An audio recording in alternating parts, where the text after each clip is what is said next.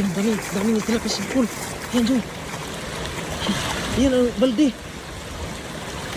Tagalin mo. Balde.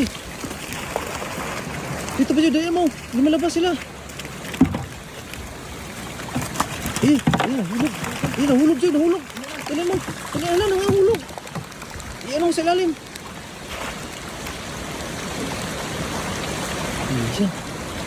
Ano mo sa ilalim? Nasa ilalim sila. Nasa ano ba? Sa ilalim talaga. Yan. Meron. Ilalim. Ano mo sa ilalim talaga? Diyan. Yan. Ano nga doon? Meron? Sayang yung natilapon yung iba.